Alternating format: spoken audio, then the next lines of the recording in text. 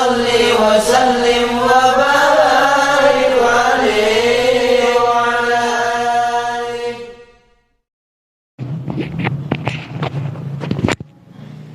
Bismillahirrahmanirrahim. Assalamualaikum warahmatullahi wabarakatuh. Bismillahirrahmanirrahim. Alhamdulillahirabbil alamin. Alhamdulillahilladzi farada alaina ta'alluma syara'il Islam litafriqi bainal halal wal haram. Asyhadu an la ilaha illallah wahdahu la syarikalah wa asyhadu anna sayyidina Muhammadan abduhu wa rasuluhu la nabiyya ba'da. Allahumma shalli wa sallim wa barik ala sayyidina Muhammad wa ala alihi wa sahbihi wa sallim. Ma ba'd.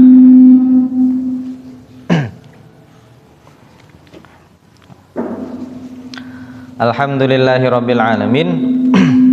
Allahumma shalli ala sayyidina Muhammad wa ala alihi wa sahbihi wasallim. Amma ba'd. Alhamdulillah Allah memberikan kita nikmat iman, nikmat Islam, nikmat saged kumpul nggih, nikmat saged iktikaf juga di masjid niki. Nikmat bisa niat thalabil ilmi nggih. Li naili ridhoillahi taala. Sekarang pembahasan kita tentang Al-Muqaddimah Al-Hadramiyah. Kemarin terakhir adalah bab wudu. Sekarang kita membahas faslun fil mashi 'alal khuffain. Niki tapi jarang-jarang kita lakukan. Cuma kita bahas sesuai dengan urutan kitab, sesuai dengan apa yang beliau sampaikan. Imam Abdillah Al-Hadrami,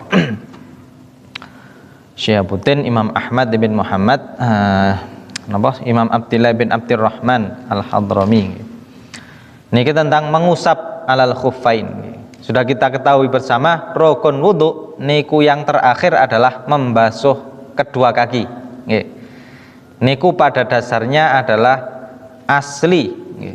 Niku aslinya adalah membasuh kedua kaki. Tapi ada beberapa hal, beberapa kondisi yang menyebabkan orang niki boleh tidak membasuh kakinya.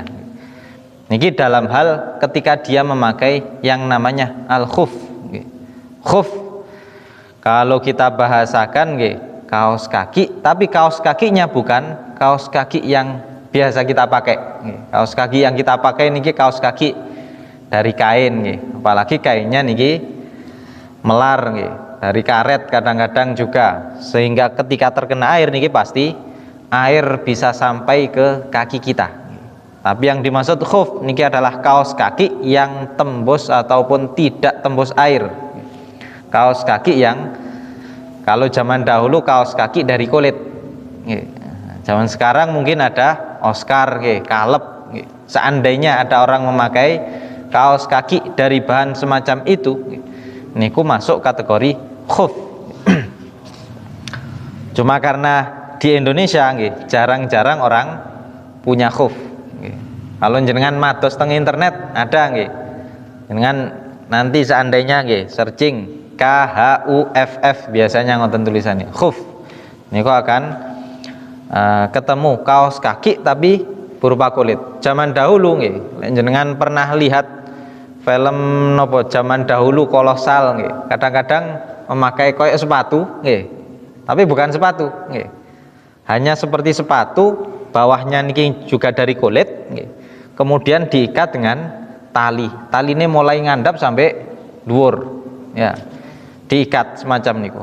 Dalam syariat kita, karena kehidupan manusia niki tidak hanya menetap di satu tempat, kadang-kadang mereka niki butuh perjalanan, kadang-kadang mereka niki melalui kondisi yang katakanlah niki kondisi entah sangat-sangat dingin atau sangat panas, maka pada kondisi-kondisi tersebut kadang-kadang orang memakai kaos kaki yang namanya khuf tadi, kaos kaki dari kulit, untuk menghangatkan kaki agar kaki niki ketika berjalan tidak panas dan lain sebagainya. Jadi oleh syariat diperingan, yang aslinya niki dibasuh kaki ketika wudhu.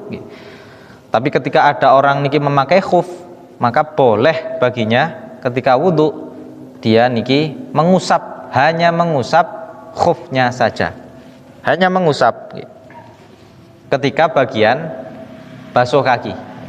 Lalu wudhu membasuh wajah tetap, membasuh tangan tetap, mengusap kepala tetap, tapi ketika kaki tadi memakai khuf maka boleh hanya diusap. Hanya diusap seperti ngusap rambutnya tentok nggih. Men diusapnya tentok pun cukup. Tapi ada syarat-syaratnya. Tidak sembarangan, ngoten lho. Iki dirasa musannaf ya juzu al mashu alal khuffain badalan an ghuslir rijlaini fil wudu. Boleh mengusap alal khuffain nggih, mengusap saja di atas dua khuf, dua kaos kaki kulit nggih, sebagai pengganti dari membasuh kedua kaki. Dalam masalah wudu, hanya dalam masalah wudu. Dalam masalah mandi nggih tetap tidak boleh nggih. Mandi besar ataupun mandi sunnah.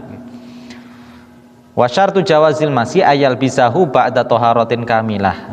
Syarat bolehnya mengusap niku setelah dia memakainya nggih, memakai kaos kaki dari kulit tadi niku setelah dia bersuci secara sempurna. Maksudnya dia punya wudu, atau seandainya dia niki punya hadas besar, dia sudah mandi dan wudu, baru kemudian kaos kaki dari kulit tadi dipakai. Ngoten lho nggih.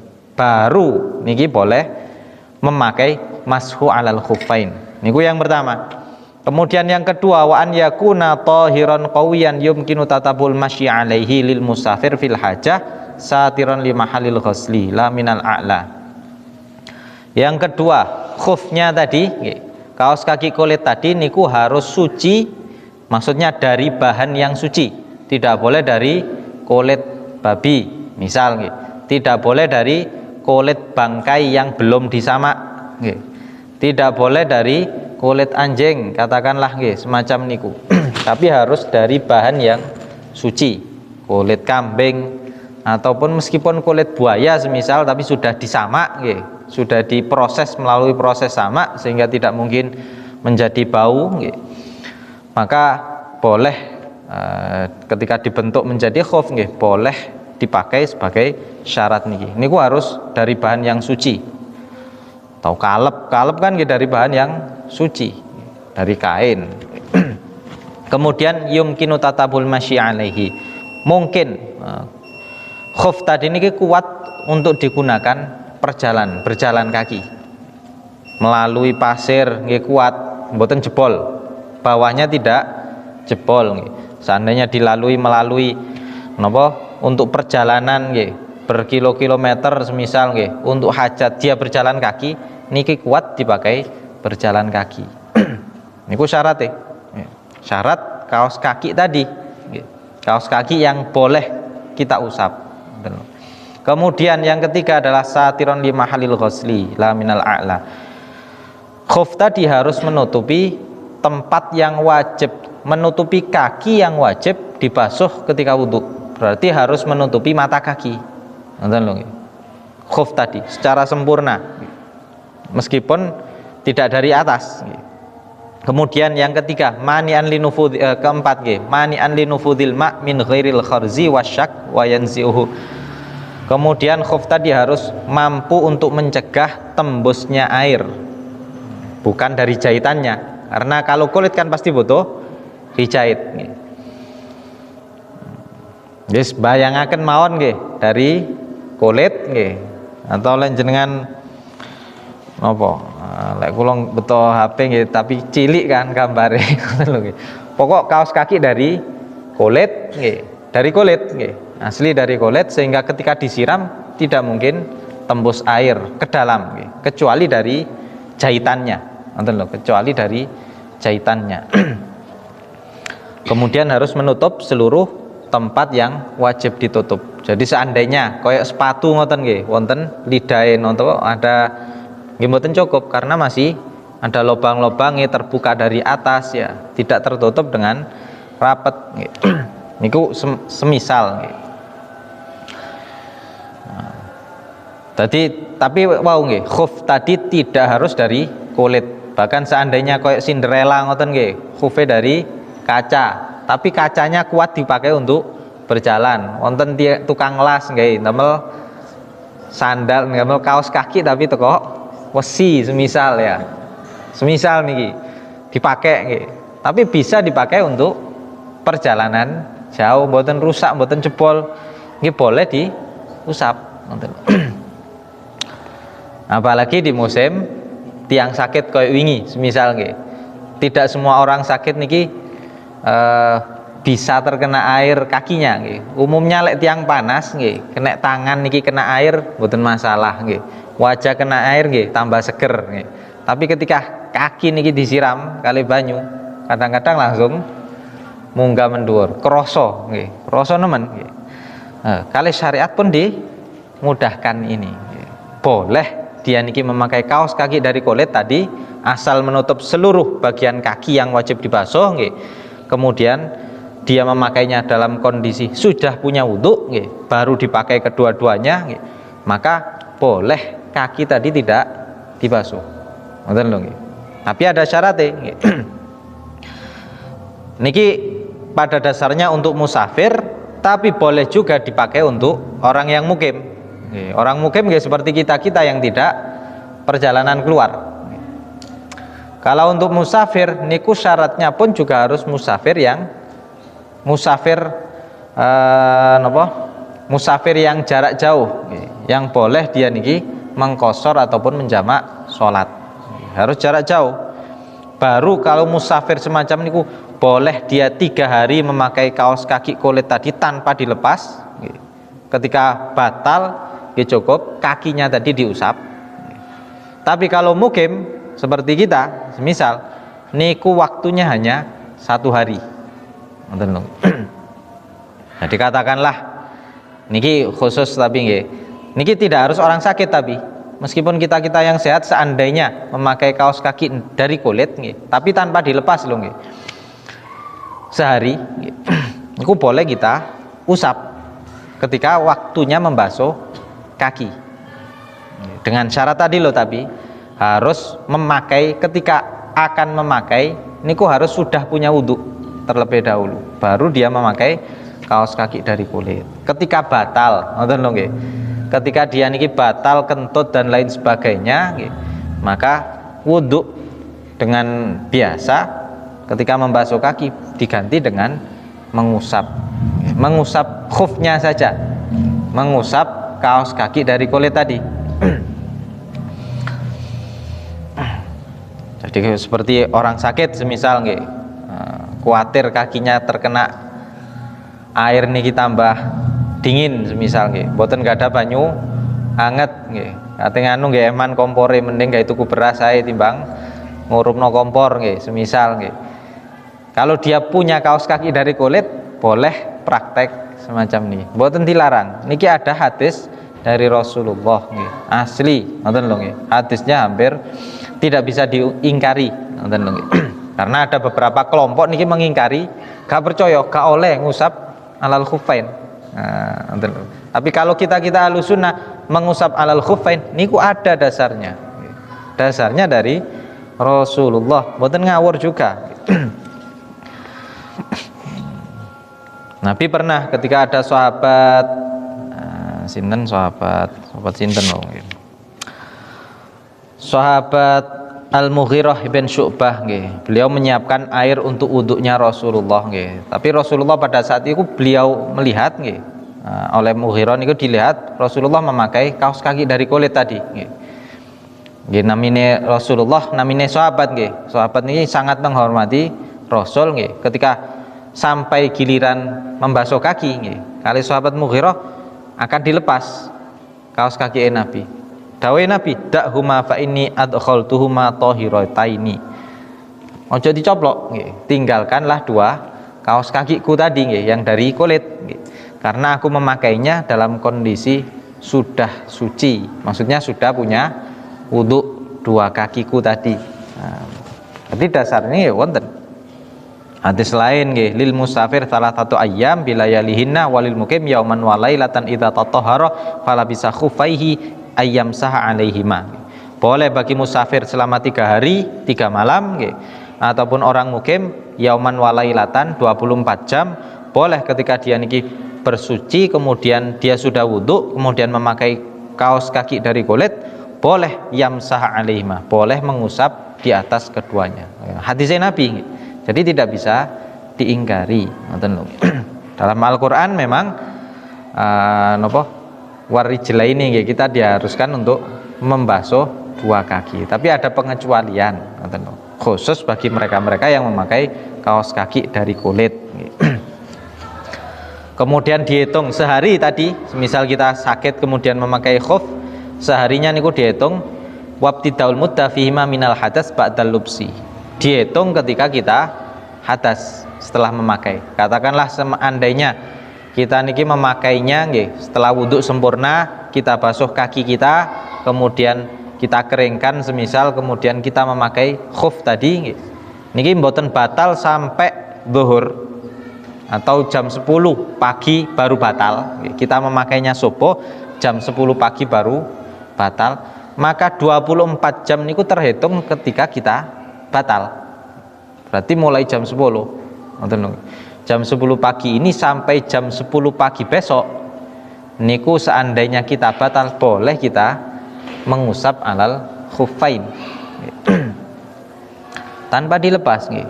Tapi kalau sudah melalui 1 hari, maka wajib kita lepas, wudhu dengan sempurna seperti biasa, dibasuh kaki kita, kemudian boleh lagi kita pakai lagi.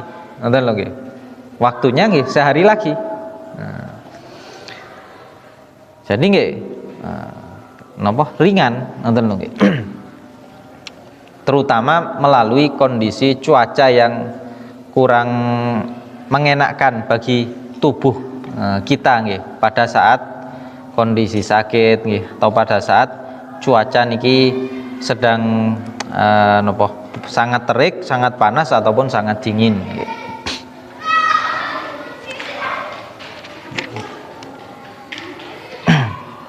Kemudian cara mengusap nggih, cara mengusap yang wajib diusap niku napa nggih? Yang wajib diusap niku seperti kita mengusap rambut, hanya sebagian saja yang wajib.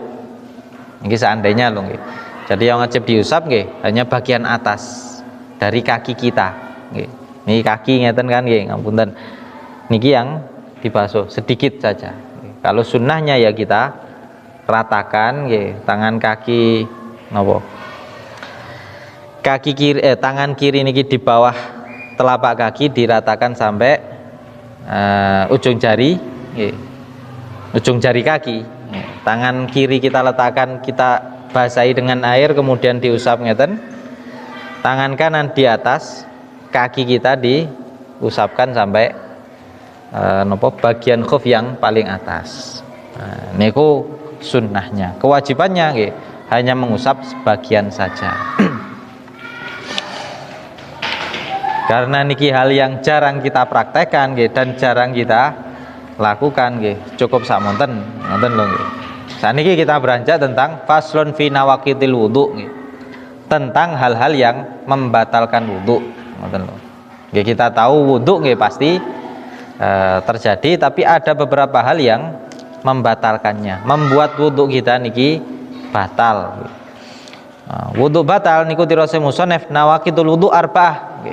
Yang membatalkan wudu niku ada 4 macam, 4 hal. Al-awwal al-kharij min ahadis sabilain illal mani. Yang pertama adalah hal keluarnya, nonton nggih. Keluarnya sesuatu dari salah satu dari 2 jalan. 2 jalan yang dimaksud adalah qubul atau dubur nggih. Kemaluan depan dan kemaluan belakang nggih. Qubul atau dubur, anus atau nopo zakar kalau orang laki-laki. Niku keluarnya sesuatu dari 2 tempat tersebut. Seandainya orang kondisi normal. Tapi kalau orang kondisi niki ngapunten napa? Alat kelaminnya niki tidak bisa keluar air seninya nggih, tidak bisa keluar kotorannya, kemudian oleh dokter semisal saat niki di operasi dikasih selang ya. Kadang-kadang ada orang dikasih selang. Kemudian ataupun dilobangi, bukan kasih selang, dilobangi, kemudian air kencingnya keluar dari lubang tersebut, semisal, maka yang membatalkan wudu keluar dari tempat tersebut. Kencing ketika keluar dari lubang yang di atas zakar, selain zakar, yang keluar niki kencing, wudunya juga batal. Tapi yang keluar niki bukan hanya kencing, ngoten lho nggih. Al kharij min ahdis sabilail, sesuatu yang keluar dari salah satu dari dua jalan. Apapun itu, nggih. Baik yang keluar niki cairan, benda padat ataupun gas. Semisal nggih. Nggih meskipun kalau dari zakar nggih dari penis niki jarang sekali keluar gas nggih. Tapi seandainya ngoten lho nggih, keluar koyok kentut tapi teko arah ngarep nggih. Nggih wuduhe batal. Dari arah depan niki umumnya keluar cairan. Tapi kadang-kadang beberapa kasus ada orang keluar batu ginjal semisal nggih. Ada orang keluar nggih rada ekstrim nggih, semisal keluar napa sesuatu benda padat, katakanlah keluar misalkan niki lho nggih, keluar pelor, paku dan lain sebagainya, semisal nggih. Niki semisal nggih. Niku wudhunya pun juga akan batal. Meskipun yang keluar tadi kering tanpa ada basah sama sekali. Misal niki. Niku akan batal. Pokok apapun yang keluar dari ahadus sabilain niku membatalkan wudhu kecuali almani. Nggih. Sing balik-balik tok sing ngerti niki ya. Kecuali keluarnya mani, sperma. Niku tok. Niki lek tiang Jawa biasa biyen kula sik cilik lek mangan klopo kok kremien. Ngoten lho dirose ya. Lek mangan klopo ndadekno kremien. Seandainya ada orang nggih niki kremi ngoten lho nggih. Di anusnya ada cacing nggih, ulat dan lain sebagainya. Niku keluar nggih, maka wudhunya akan batal. Kroso semisal nggih. Kroso ndase tok metu terus kok mlebu maneh ngoten lho. Nggih wudhuke batal. Nggih. Atau wonten beberapa teman kita niki sakit wasir nggih. Yang keluar bukan kotoran, bukan ambeien nggih, tapi keluar darah nggih. Maka wudhunya pun juga batal. Ngoten lho. Dari belakang tadi umumnya keluar padat, tapi seandainya keluar cair nggih, tiang mencret pun juga akan batal. Ngoten lho nggih. Dan ini tidak bisa diakalkan, ngoten lho nggih. Lek diakalkan nggih mboten mari-mari. Karena dalam satu hadis Rasulullah niki menerangkan nggih, syukiya ilan nabi ar-rajul yukhayyalu ilai annahu yajidu syai' fi shalah qala la yansarifu hatta yasma'u sautan aw yajidu rihan. Rasul Nabi, orang sing salat niku gak boleh buyar, tidak boleh dia keluar dari salatnya, tidak boleh membatalkan salatnya kecuali dia menemukan bau ataupun mendengar suara. Maksudnya mendengar suara kentut ataupun dia niki bau kentut dirinya sendiri, baru boleh bubar dari sholatnya, harus mencari wudhu. Ngoten lho. Niku dalil wudhu membatalkan. Idza wajada ahakum fi batni syai'an fa ashkala ali akhraja minhu syai'un amla fala yakhrujna minal masjid hatta yasma'u sautan aw yajidu rihan. Niki juga sama, ngoten lho nggih. Atau dalam hadis lain nggih, tirose Sayyidina Ali nggih, kuntu rajulan madzaan fa amartu rajulan ayas alan nabi sallallahu alaihi wasallam lima kanati ibnihi fa ibnatihi faqala fasala faqala tawaddu wa ghsil dzakaraka. Niki Sayyidina Ali niki orang yang napa pemalu, ngoten nggih. Dia niki mantune Rasulullah nggih, menikah dengan putri Rasulullah nggih. Tadi kate takon nang mertuane dhewe nggih rada isin juga, ngoten lho nggih. Meskipun Rasulullah nggih gurune, orang tuanya nggih, pengasuhnya nggih, yang membimbingnya, mendidiknya nggih, tetep ae wonten rasa malu yang tinggi yang dimiliki oleh Sayyidina Ali. Jadi Sayyidina Ali ketika tertimpa sesuatu nggih dalam masalah niki adalah beliau niki selalu keluar madhi, ngoten lho. Madhi niki napa? Nggih cairan nggih rada lengket, ngoten lho nggih, kental titik nggih, tapi bukan mani nggih. Niku keluar ketika syahwate orang rada lemah, mboten kuat nemen. Nggih, kaya wong lanang misal ngapunten nggih, seandainya nggih, Iqbal niki ndelok wong wedok wayu nemen semisal nggih jarene Iqbal nggih. Terus kok moro bagian ngandape niki bereaksi nggih, Tapi kemudian keluar bukan mani nggih, bukan keluar cairan, tapi keluar cairan rada kental mek sethithik ngoten lho nggih. Nah, cuma sedikit. Nah, niku namine madhi. Ada satu sebutannya wadi. Ada orang niki kadang ngangkat sesuatu yang berat nggih. Mboten kencing, mboten apa, moro-moro teko dakare keluar kayak cairan, ngoten lho nggih. Namanya wadi. Niku najis nggih, padha ae. Madhi niki najis, wadi juga najis, kencing juga najis. Dan semuanya membatalkan wudu. Kasus yang dialami Sayyidina Ali niku keluar madhi. Berarti kan nggih izin, mosok ningali putrine Rasul terus pas boten syahwate gak dhuwur keluar cairan dari kemaluane. Kate takon dhewe kan izin nggih. Jadi beliau menyuruh temannya seseorang untuk bertanya kepada Rasulullah. Tapi nggih Rasulullah niki mengetahui oleh Allah, diberitahu hampir segala sesuatu nggih yang perlu diketahui Nabi nggih. Jadi Rasulullah nggih hakikine tahu sing duwe kasus niki Sayyidina Ali. Nabi langsung dawuh ngeten, tawaddo nggih, kongkonan wudu wong niku waghsil dzakaraka nggih. Wudulah dan basuhlah zakarmu. Niku tirose Nabi. Karena keluar cairan dari zakarnya. Jadi oleh Nabi disuruh untuk wudu, padahal yang keluar bukan kencing. Ngoten lho nggih. Nah, jadi niki dalil apapun yang keluar dari jalur depan kita, apapun yang keluar dari jalur belakang kita, apapun bentuknya niku membatalkan wudu kita. Dari belakang nggih. Zaman dahulu ada orang kadang-kadang anak kecil nelen koin nggih. Nelen napa? Neker nggih. Kan gak mungkin hancur nggih. Kadang-kadang ketika keluar nggih, keluar bentuk koin nggih. Nggih rada jorok titik, tapi seandainya lho katakanlah nggih jenengan mangan sambel lombok nggih. Sebagian kasus orang niki tidak hancur dalam perut, langsung keluar utuh nggih. Mangan jagung sik rada atos ngoten wis dipangan nggih. Langsung ditelan nggih. Kadang-kadang secara utuh keluar jagung nggih. Kan bukan kotoran seandainya lho nggih.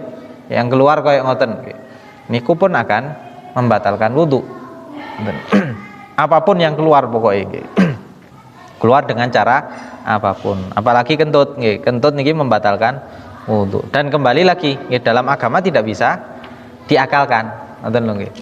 Lek diakalkan nopo nggih? Nggih wong barat njaluk diakalno nggih. Kok iso sing metu teko dubur nggih, tapi sing dibasuh wajahe, tangane, dubure mboten dibasuh. Kan ketok aneh koyoke nggih.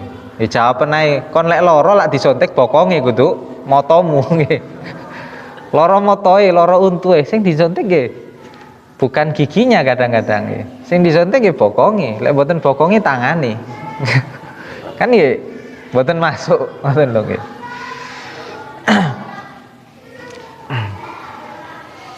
Kecuali mani. Napa mungkin seseorang niki keluar sperma tanpa keluar kencing nggih, tanpa keluar sesuatu yang lain nggih. Kemudian dia tidak batal wuduke. Contohnya napa? Niki contohnya hanya kepada hal nantinya nggih keluarnya niki nggih. Keluarnya sesuatu, keluarnya napa zawalul akli nanti nggih. Dalam zawalul akli nggih, hilangnya akal niku kan ada orang ketika tidur. Nggih. Niki ilal mani kecuali keluar mani niku dalam kasus ada orang tidurnya niki dua pantatnya nggih, pantat kanan, pantat kiri niki nempel nggih, sehingga dubur niki tertutup, ngoten lho nggih, nempel di tempat duduk nggih, sehingga dubur niki tertutup nggih, mboten ana celah untuk keluar angin nggih, kira-kira ngoten lho nggih. Wis kaya longgoe kita sila ngeten semisal nggih, niku kan sila sing wonge mboten kuru nemen lho nggih. Nggih, sing sedengan kaya gini-gini ngoten lah nggih. Niku lek longgo ngeplek nggih, dek mriki ngoten niku kan dua pantat kita tertutup ngeten nggih, mboten terbuka lho. Ketika tertutup niki potensi angin untuk keluar kan tidak ada nggih. Ketika ada orang niki tadi duduk nggih, duduk yang pasti nggih, kemudian dua pantatnya niki tertutup, kemudian kok ngipi, ngoten lho nggih. Moro kok metu mani tok, ngoten lho nggih. Nah, niku wuduke enggak batal. Dia tetap punya wudu. Tapi junub, ngoten lho nggih. Junub nggih. Cuma kasus ngeten kan nggih, jarang-jarang dan kemungkinan besar nggih. Mungkin hanya satu dari sak donya nggih, lek ono. Jarang-jarang wong koyo ngeten nggih. Niki cuma seandainya ngoten lho. Kecuali niku nggih. Karena keluar mani niki menyebabkan napa? Fardu yang lebih besar. Dia harus mandi nggih. Dia harus bukan wudu tapi harus mandi. Niku yang pertama nggih. Dalam Al-Qur'an nggih, auja'a ahadum minkum minal ghaid nggih. Dalam surat An-Nisa dan surat Al-Maidah nggih. Atau salah satu dari kalian niki keluar dari ghaid nggih. Buang kotoran besar. Wis niku. Keluarnya apapun niki menyebabkan kita batal wudu nggih. Kalau batal wudu nggih harus wudu malih ketika akan sholat nggih. Tambahi setunggal. Yang kedua, zawalul akli bijununin au ighma au naumin illan naum qaidan mumakkinan maq'adahu. Yang kedua adalah hilangnya akal. Akal niki tidak bisa berpikir, tidak bisa diatur nggih. Maksudnya ngoten. Baik tidak bisa diaturnya niku gara-gara ada orang niki gila, ngoten lho nggih. Atau ada orang niki ighma. Ighma niku pingsan nggih, semaput nggih. Ataupun katakanlah seandainya ada orang niku kejinan nggih. Tiang kejinan nggih ono ngoten ae lho nggih. Pikirannya kan tidak bisa berpikir dengan napa? Dengan jernih, mboten saged mikir kadang nggih. Dirose dokter nggih gak ono jin, nggih ngono masalah kejiwaan nggih, masuk teng masalah gendeng nggih. Padha ae wis pokoke ngoten lho nggih. Au naumin atau tertidur. Ketika kita tidur nggih tidak bisa ngatur pikiran. Kan mboten saged sampean ngatur pikiran. Berarti akal kita yang kita gunakan untuk berpikir niku istilahnya niku zawal, hilang. Tidak bisa kita gunakan dengan baik. Ketika kondisi semacam niku, maka wudu kita otomatis batal. Ngoten lho. Kondisi kaya ngoten, wonten tiyang semaput ya batal. Ketika mau sholat dia harus wudu lagi. Ada orang mantun wudu terus gilanya cuma 1 jam semisal nggih. Nggih batal, harus wudu lagi. Kan ada orang stres misalkan lho nggih. Strese tiba-tiba, kadang 1 jam stres ngin 2 jam berikutnya dia sadar, sehat wis koyo tiyang sehat biasa. Kin kumat malih, ngoten lho nggih. Koyo ngoten kondisine. Nggih ketika dia memasuki napa kondisi stresnya gilanya nggih batal wuduke atau pingsan tadi atau tidur. Kecuali tidurnya tadi tidur orang yang memastikan kedua pantatnya niki di tempat duduknya. Tidak membuat tempat duduknya goyang. Katakanlah nggih wau pantat niki ada 2 nggih, kanan dan kiri. Ketika dia duduk nggih 2 pantatnya niki napa? Nempel nggih sehingga tidak ada potensi keluar. Kondisi apapun duduknya, entah jenengan duduk di kursi, duduk teng lantai ngeten nggih, silo ngeten nggih. Ataupun duduk di kendaraan. Meskipun duduknya tadi niki entah sandaran ngeten nggih atau duduk biasa. Jenengan saksikan lek Jumat nggih. Jumat niku waya enake turu biasa. Khotibe pas khotbah napa meneh cedhek kipas angin napa ndek njaba nggih kena angin wis paling enake turu biasa nggih. Niku ketika kita tidur nggih kita perhatikan kondisi diri kita nggih. Tidurnya bagaimana? Napa pantate niki nempel keseluruhan napa ndak? Nggih. Kalau nempel keseluruhan nggih semisal niki silo ngeten. Niki 2 pantat kita akan nempel dua-duanya. Kayak ngeten kan tidak mungkin angin keluar. Nyoba jenengan entutaken rada angel metuwe. Nggih. Dengan sengaja lho nggih. Pas kebelet ngentut ngoten sampean nyoba nempel pel ngeten nggih. Kemudian coba keluarkan kentute. Niku rada angel. Jadi ketika kondisi tidur nggih, kemungkinan air keluar tidak ada. Jadi wudunya tidak akan batal. Niku soalnya wonten kasus Rasulullah, sahabat-sahabat niki pernah menunggu Rasulullah sholat isya. Sing kadang-kadang sholat isya ini tepat waktu, tapi pada saat niku sampai tengah malam. Nggih. Jadi sebagian sahabat wonten sing sampai ngantuk, bathuke nempel teng tanah. Ngoten lho nggih. Tapi ketika mereka nempel teng tanah, tempat duduknya tetap. Maksudnya tempat duduk niki pantat mereka niki tetap di tempat duduknya sampai tertidur. Kemudian ketika Rasulullah datang qomat, mereka mboten wudu, kali Rasul mboten diingkari, mboten dikongkon wudu. Ngoten lho nggih. Niku dalil kalau tidur mboten napa-napa langsung sholat. Tidur yang mumakkinan mak'adau tidak membatalkan wudu. Niku dalile nggih. Contoh malih nggih, yang sering kita alami niku bukan hanya ketika Jumatan, tapi ketika di kendaraan. Ketika di kendaraan nggih, tergantung posisi kita. Ngoten lho nggih. Panjenengan longgo single dhewe, terus kursine di turokno nggih.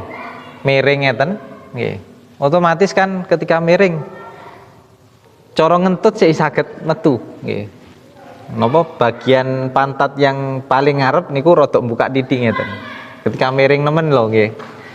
Meskipun duduk kaya ngoten nggih, bukan dikatakan memakinan maka tahu. Ketika tertidur nggih langsung batal. Karena ada potensi, ngoten lho, ada potensi keluar kentut. Tapi kalau kita tidurnya ngeten, terus sendenan nggih. Tapi pantat kita niki melekat di kursi kendaraan tadi, nggih mboten batal. Sama ketika di masjid ngeten. Jenengan silo ngeten nggih. Otomatis kedua pantat nempel. Atau duduk iftirosh, duduk tahiyat awal. Nggih, dua pantatnya ditempel. Tapi ketika jenengan duduk tahiyat akhir, kan sing menempel hanya satu pantat yang sebelah kiri saja. Nggih. Otomatis pantat sing kanan kan buka. Ini kan bisa keluar kentut dengan bebas. Jadi ketika tidur seandainya duduk tahiyat akhir, nggih, batal wuduke. Ngoten lho. Atau tadi nggih, jenengan tidur silo ngeten, tapi ndase nempel, bokongnya terangkat titik, nggih. Bokong belakang ini terangkat sehingga lubangnya wis jelas menganga. Tidur semacam niku juga membatalkan wudu.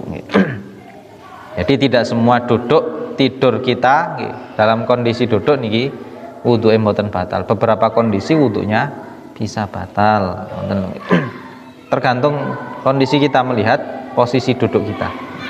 Ketika Jumatan, tapi kalaupun seandainya kita niki tertidur, ketika Jumatan, niku sunnah bagi kita untuk wudu kembali.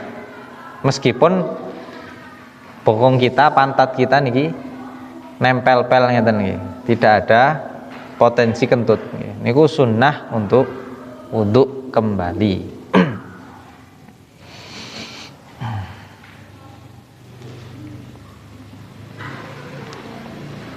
Sementara niku mawon sing saged kula sampaiaken, mugi-mugi saged bermanfaat bagi kita nggih. Semoga insyaallah nggih dilanjutkan pertemuan malih tentang fikih niki.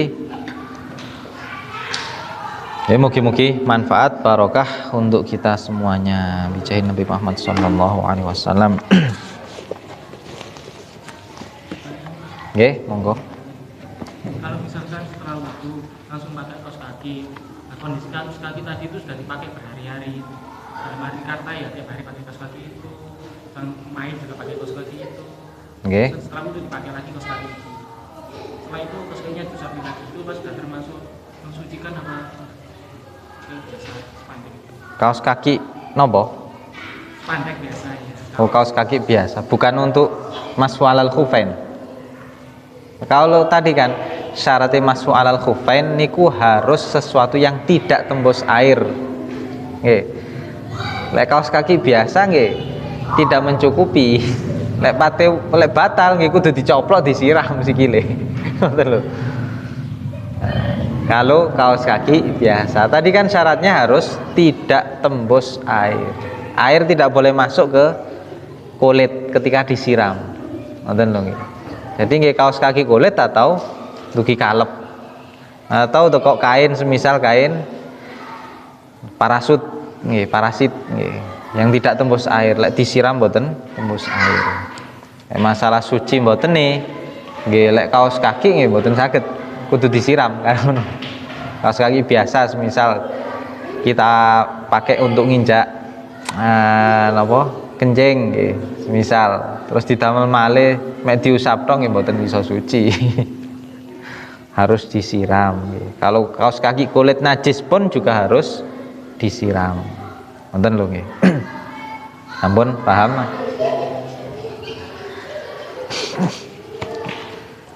Wonten malih mboten nggih. Mugi-mugi saged manfaat. Bismillahirrahmanirrahim. Alhamdulillahirabbil alamin. Allahumma shalli ala sayyidina Muhammad wa ala alihi wasallam. Walaqad asyartu lin'ati man awsafu tuhil quluba tuhayyijul asyana wallahu qad asna alaihi fama yusawil qawlu minna aw yakunu thanana lakinna hubban fi sarairi qad ta'a limatihi safati rabbina wa hadana wa idzim tazajna bil mawaddati hauna narfa'u aidi faqrina wa rajana lil wahidil ahadil ali ilahana mutawassilina biman ilaihi da'ana mukhtarihi wa habibihi wa safihi zainil wujudi bihil ilahu habana ya rabbana ya rabbana ya rabbana bil mustafaqbalna ajib da'wana antalana ya dhukhrana fi hadid dunya wa fi ukhrana aslih lana al ahwala wa ghfir dhanbana wa la tu'akhidh rabbi in akhtana wasluk bina fi nahji tahal mustafa tsabbit ala qadamil habibi khutana arina bi fadlin minka tal'ata ahmadin fi bahjati ainur ridha tar'ana warbud bihi fi kulli halin hablana wa hibala man wadda wa man walana wal muhsinina wa man ajaba nida'ana wa dhawil huquqi wa taliban awsana wal hadirina wa sa'yan fi jam'ina ha nahnu baina yadayka anta tarana wa laqad rajawnaka fa haqiq su'lana wasma' bi fadlika ya sami' du'ana wansur bina sunnata taha fi biqail ardi waqma kullaman adana wa anzur ilaina wasqina ka'salhana washfi wa'afi ajilan mardana waqdi lana al-hajati wa ahsin khatmana indal mamati wa aslihan uqbana ya rabbi wajma'na wa ahbaban lana fi darikal firdausi ya rajwana ya rabbi wajma'na wa ahbaban lana fi darikal firdausi ya rajwana ya rabbi wajma'na wa ahbaban lana fi darikal firdausi ya rajwana bil mustafa salli wa salli alaihi wa alihi ma harakat rihus saba aghsana subhana rabbika rabbil izzati amma yasifun wa salamun alal mursalin walhamdulillahi rabbil alamin min qabul al-fatihah.